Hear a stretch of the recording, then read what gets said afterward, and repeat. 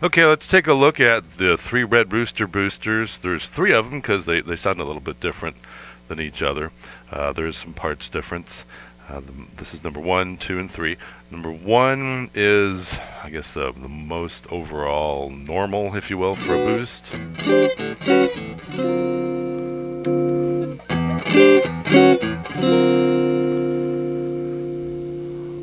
A little more treble, a little more glass presence.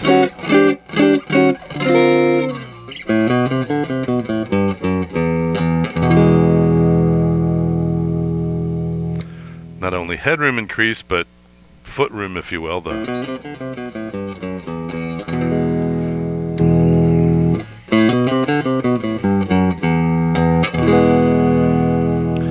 I'm playing a Strat with lipsticks into 6L6s, into a greenback with a 57 on it, and also a condenser mic.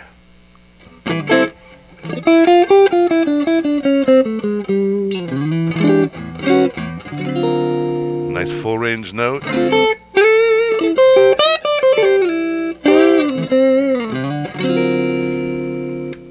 Number 2 is not quite as pushy. Almost normal. Still plenty of dynamics.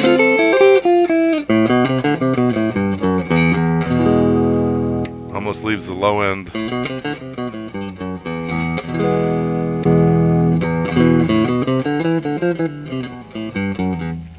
Quite a nice fidelity increase. Really throughout the whole range, it's all appropriate. Where it should be. Number 3 is sort of the alpha male of the bunch here.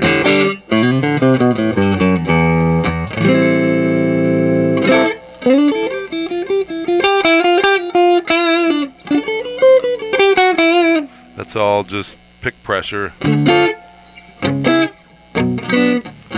Now up to about noon, they're really good boosters like that. You get a fidelity increase, more presence, more low end, more space around the low end of the notes, which is really nice, or foot room if you want to call it that.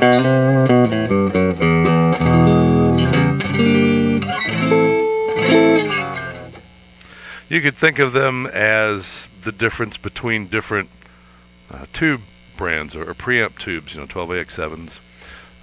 The difference between Amperex and Telefunken or Turdunken or Funken Wagnall or whatever they are, or just the difference between Russian and Chinese tubes. There's enough of a difference that if you heard it, you would have a preference for one over the other. It's not minute. No, I hope I can show that.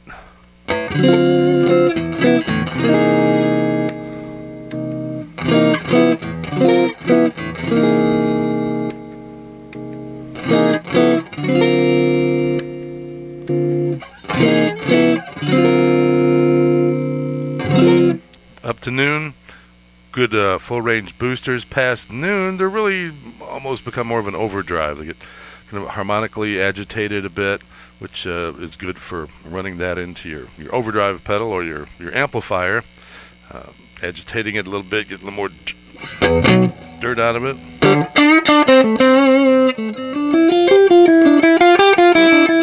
Again, all that whole velocity change is all pick pressure.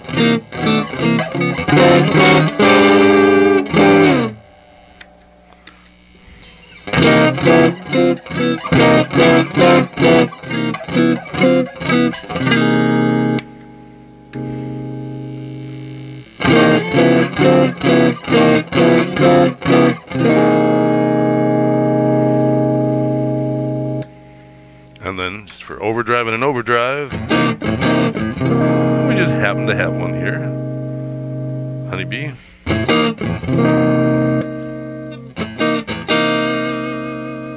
One thing you run into when using a Honeybee, especially with a Strat, is a lot of times the Strat pickups or any other kind of single coil pickup doesn't always have enough gain to drive it enough to show off the dynamic range of the Honeybee, of the distortion, other things like that. So hitting it with a nice booster can really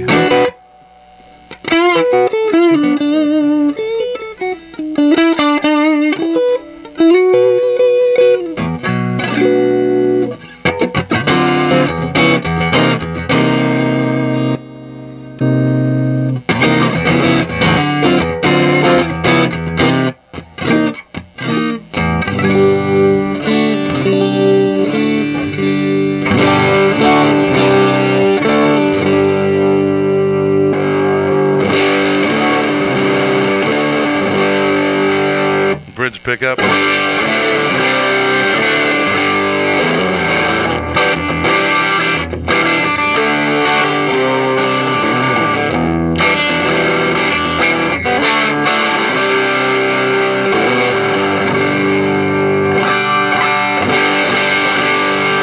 And it stays really dynamic, even running.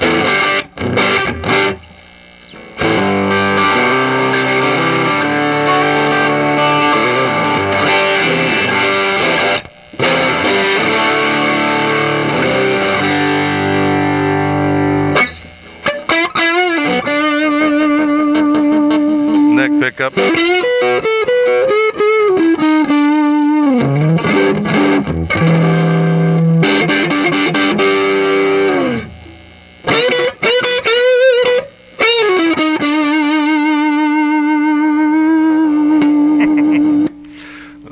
One nice thing, you can also try a compressor. This is the pale green compressor, but running a compressor into the booster feeds it obviously a compressed signal.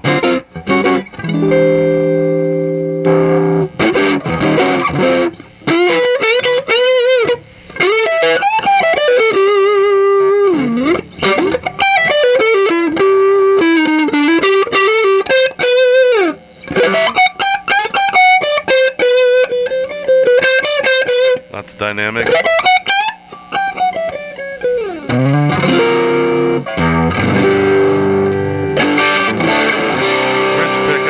Bridge pickup.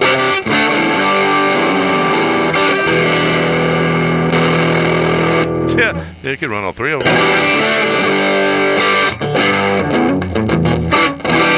Again, the compressor is still in there giving.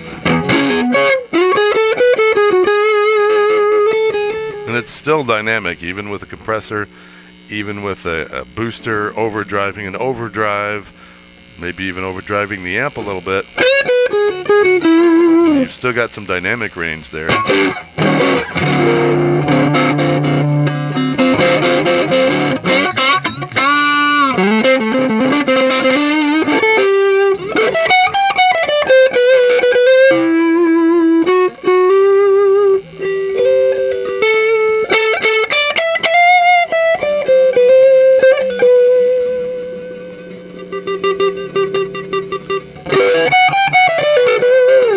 Compressor out. Take the booster out.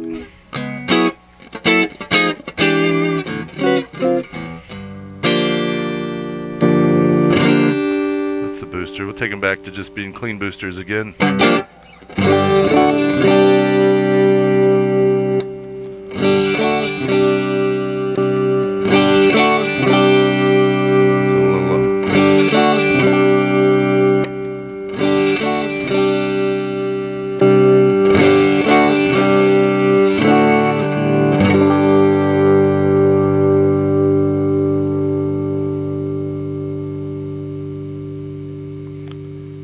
Quite a bit of sustain too.